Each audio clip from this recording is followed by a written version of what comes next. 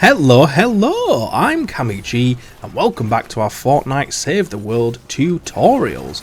So today we are talking about Survive the Horde. So this is a limited time mode that comes round once a year around the sort of, I guess, spring, summertime. And it comes alongside the Skirmishers Venture Zone. So at the time of recording this, they did release two new heroes, so Hotwire and Flutter.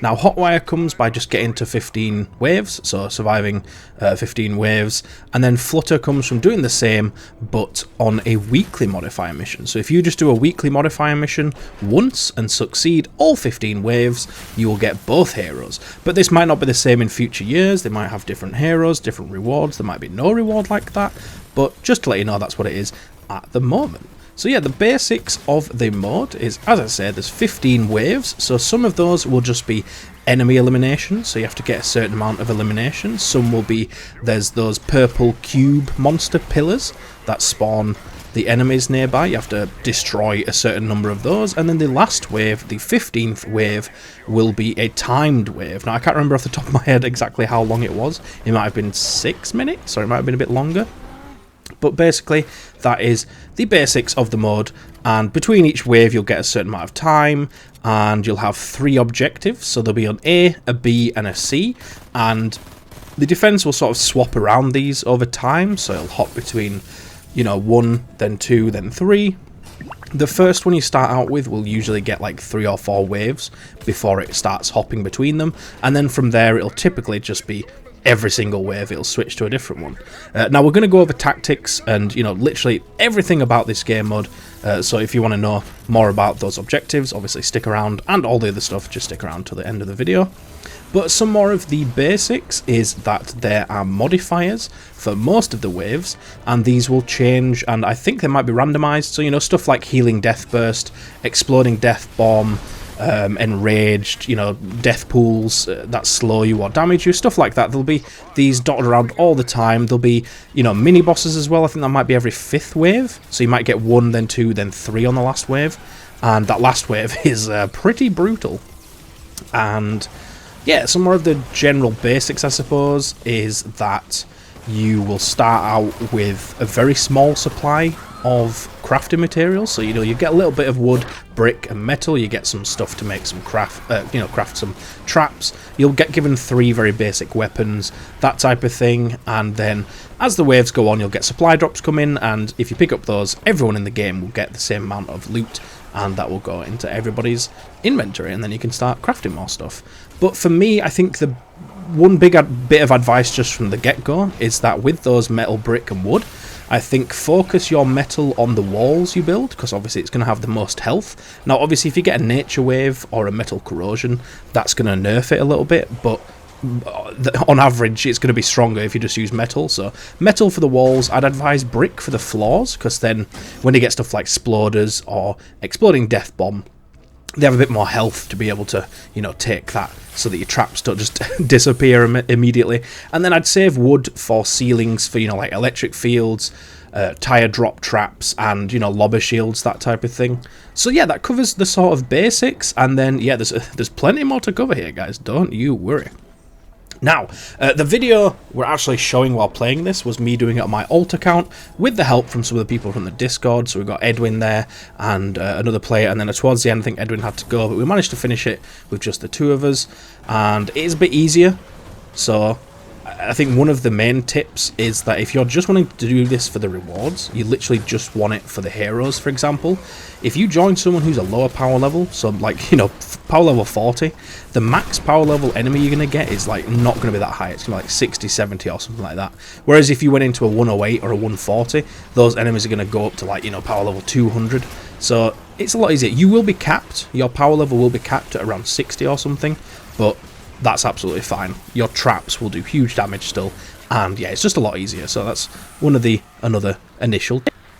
So yeah, as I say, running this, you can see we've got sort of a team going. So that's one of the first tips, is if you can get a team going and have roles. Each person wants to have a role. So you'll need one person who's a looter, so if anyone's playing ninja, that's probably best suited to them, but it doesn't have to be a ninja. So this person will, at the end of each wave, go get the, you know, like 2 supply drops that drop around the map. They'll be focused on getting them. You'll have a builder, so they'll build the trap tunnels, you know, build the defense, level stuff up. Obviously everyone else can help pitch in with leveling stuff up, because everybody's going to get that metal, brick, wood, and so on. Then you want a trapper, so this might be the same person that builds stuff, or maybe a bit different person. One thing with the trap perks is you want to, whoever has the best schematics for the traps wants to be the one crafting it if you can. So that trapper obviously wants to be the person that has, you know, legendary rolls on their traps, the one that has the best perks, you know, like a crit build for, you know, the one that requires a crit build, some good impact on a wall launcher, for example. And then you want a DPS player, so that would be, you know, ideally you'd be able to have a DPS, maybe a soldier, with the build that we got from Shambano recently, so, you know, something like that. They can then focus on the big enemies, the mini bosses, the smashers, make sure they don't make it to the base. And speaking of base, you want one of the roles to be the base, so a constructor. Now it might be good to have like 3 constructors if you want. I think 2 is ideal, so you'd have one that increases building health and one with Ice King, so that if enemies do hit the base, they get frozen. And then other than that, yeah, you don't really need more than 2. It's not really going to stack that much, so it's not really going to be that useful. So yeah, probably two constructors, a soldier, and maybe a ninja or something. And then the DPS, the soldier and the ninja can be focused on the bigger enemies. The constructors will be building the trap tunnels, that type of thing. And yeah, so yeah, as I said at the start, you have 3 objectives, A, B, and C. Now, one method you can use, which people have said is quite useful, is you can actually let 2 objectives die. So you don't fail unless all 3 objectives go down, I believe. Or if on the last wave, you know, you're on 1 objective. If that goes down, I think then you will fail. But what you can do is, early on, you can let 2 of the objectives die, or even just 1. So one in particular is this sort of construction area. It's like inside, I don't know, like a tunnel, you know, a cave, volcano type area. There's a bunch of like shipment containers around. It's a really bad spot, and honestly it's the hardest one to defend. I'd probably recommend letting that one die, and then the other 2 are pretty strong, so if you have a preference, maybe just keep that one. Obviously you don't have to do this. In this video here we had all 3 stay up, so you know, it's just a valid, you know, method you might want to use, especially onto the next point. If you're playing solo, it might be better to focus on 1 or 2. But one thing to bear in mind if you are doing this is your trap durability will obviously go quicker, because you're going to be having a lot more enemies come through those trap tunnels, because you're going to have 3 times as many waves. So just make sure you're replacing those traps if that does happen. Focus on playing, you know, you might want to play Harper for the durability, controller Harper, not machinist Harper even. But I would also recommend, if you are soloing, to either go for the building health or Ice King. So you could put her in support, or you could just focus on the perks for the traps. Now, another very, very important thing is to have a lobber / flinger shield. Now, you don't necessarily have to use it. You can combine anti-air traps and have one of the team focusing on these enemies, or 2 of the team, you know, stood up top, focusing on those ranged enemies, but they will be one of the biggest threats to the downfall of your build. They will do, you know, as their power level increases, they will do increased damage to your base, and yeah, a few flingers around the edge of the map are going to really mess you up. So a lobber flinger shield, especially if you only have 1 objective, is very, very important. So yeah, definitely recommend getting that.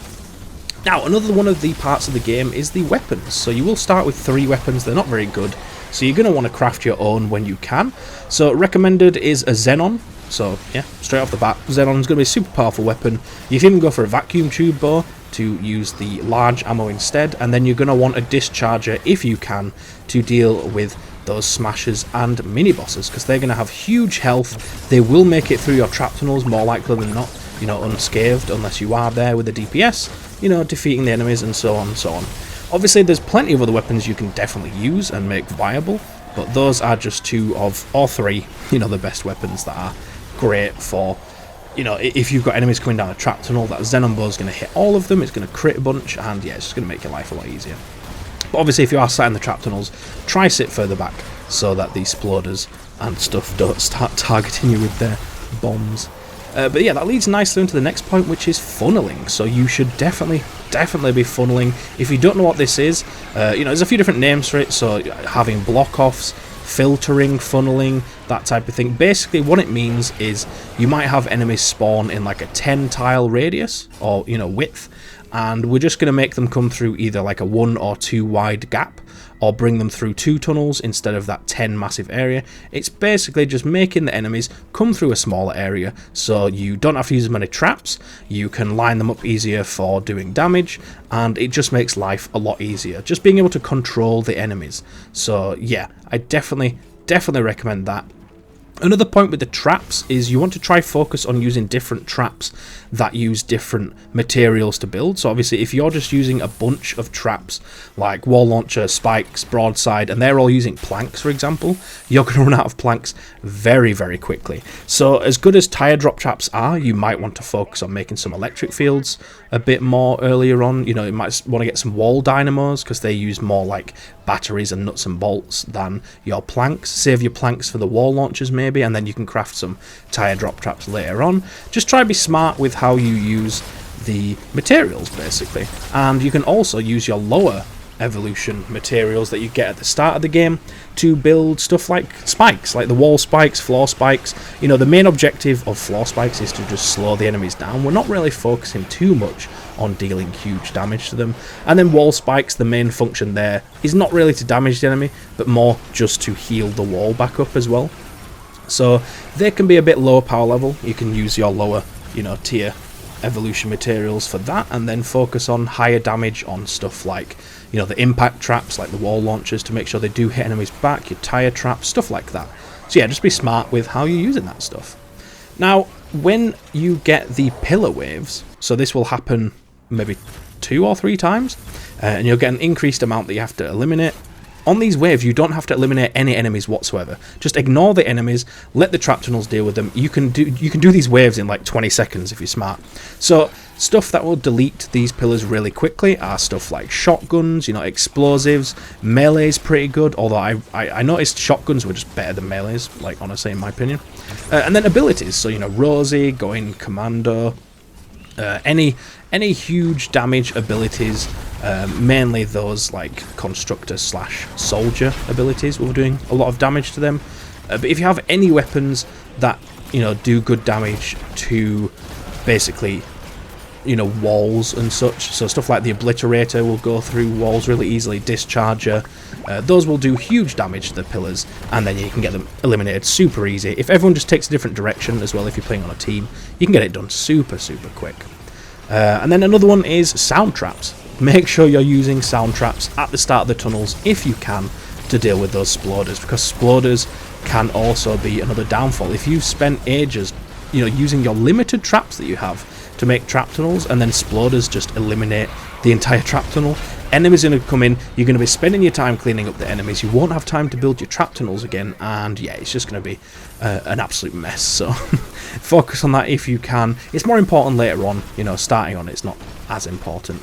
But also, if you have your traps high up, like the electric field and the tire drop traps, you won't have to worry as much about them getting damaged by sploders, because they're not going to throw their canister up at them. They'll just be on the ground and they won't get hurt. That's why we say to use wood, because they're not going to get hit unless like not sploders, sorry. Flingers and lobbers might be the ones getting that, but if you make a flinger lobber shield, then yeah, you don't have to worry about it. So yeah, I think that covers pretty much everything there is to talk about this. Now the only other thing I guess is the weekly modifiers. So if you wanted to get both heroes for this, you're going to need to do a weekly modifier. Now there's some that are easier than others.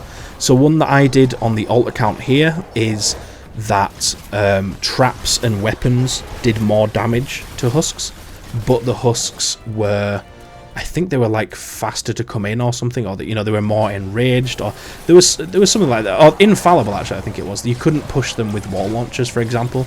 You couldn't move them with any sort of crowd control, any CC. But they took more damage from traps and guns, apart from explosives, to stop discharges from being OP, I suppose. But, the traps doing more damage made it so much easier, especially on the lower level, that, yeah, it was a cakewalk. So, look out for modifiers that are a bit easier. You've got some that don't really affect the gameplay too much. So the first week was like there was extra lightning bolts that came down that could damage you.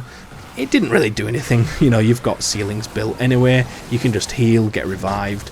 You know, you've got weeks where it's like rolling fog, so, you know, it's just a bit harder to see, but it doesn't actually make it much harder. There was one week where enemies would come in faster between waves. Now, that's going to be more difficult because you've got less time to build your trap tunnels, to get your loot, stuff like that. You'd have to be really organised. But for the most part, they're not too bad, as long as you've, you know, got a good team going. If you don't have a team to play with, join the Discord. You know, we can get stuff set up for stuff like that. We're potentially going to be doing a stream for this towards the end of the season, where we help people out that haven't done this yet. So definitely subscribe and check out the streams as we get closer towards the end of the season, and we can hopefully help you out with that if you are still after those heroes. But I think that covers everything I wanted to talk about. So we'll just speed up a lot of this gameplay, probably get the highlights, you know, in the background as I'm talking through it. Try to find the relevant bits where they are relevant, but, you know, that'll cover things. So thank you so much for watching. I really hope this helped people out, you know, get this maybe done when they've been struggling. These tips might help. Good luck to anyone who is going to do it, especially if you're going to try doing this solo. You know, huge respect for doing that. It is a long mission, so doing it solo has a lot of risk because of that time that you've put in. But yeah, hopefully you have a good time. Now, if you don't usually, please do like the video, you know, comment if you have any questions, if you have any feedback, you know, or if you just found the video useful, just let me know in the comments saying this video is useful. But thank you so much for watching, and I'll hopefully see you in a future video or stream. Cheers!